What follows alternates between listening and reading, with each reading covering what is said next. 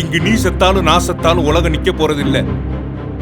என்று ஒருவன் மரணப்படுக்கை ஏறுகிறானோ அன்றே அவன் நிம்மதி என்னும் தூக்கத்தை அடைகிறான். All gates closed.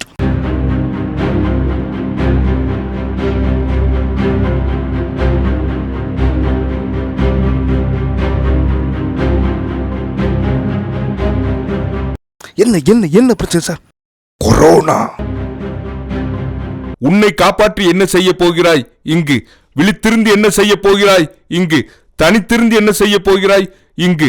ஒதுங்கி சென்று என்ன செய்ய போகிறாய் இங்கு? வேடிக்கை பார்த்து என்ன செய்ய போகிறாய் இங்கு?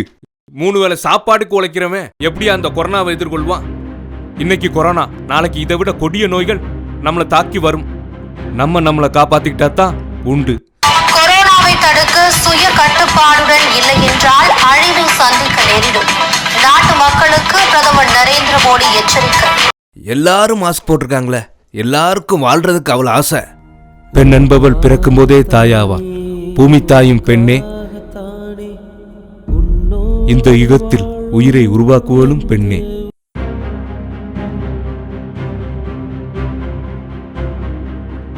ரேஷன் பொருட்கள் இலவசமாக வழங்கப்படும் எனவும் முதலமைச்சர் பழனிசாமி அறிவித்தார். நவீன வளர்ச்சி, தொழில்நுட்ப வளர்ச்சி என செல்லும் நம் நாட்டிற்கு கொரோனா என்கிற நோய் ஒரு எச்சரிக்கை. மனிதனுக்கு ஒரு எச்சரிக்கை. விழித்திருப்போம், தனித்திருப்போம், சமூக இடைவெளியை கடைபிடிப்போம். நீ சிந்தனை செய். கொரோனா என்னும் கிருமி சுயநலம் படைத்த மனிதர்களை தாக்கியது தவறா சரியா என. உத்தரவுக்கு மு.க. ஸ்டாலின் வரவேற்பு. கொரோனாவை கட்டுப்படுத்த மாற்று வழி இல்லாததால் ஊரடங்கை கடைபிடிக்க வலியுறுத்தல்.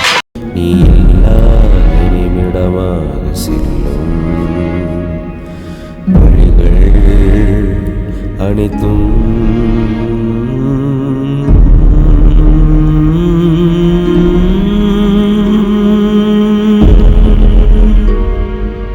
உனக்காகத்தானே. இன்று கொரோனாவிலிருந்து நம்மை காப்போம், மனிதர்களிடமிருந்து இடைவெளியை கடைபிடித்து. யார் யாது காந்தியே உட்கார்ந்துருக்க மாதிரி இருக்கு.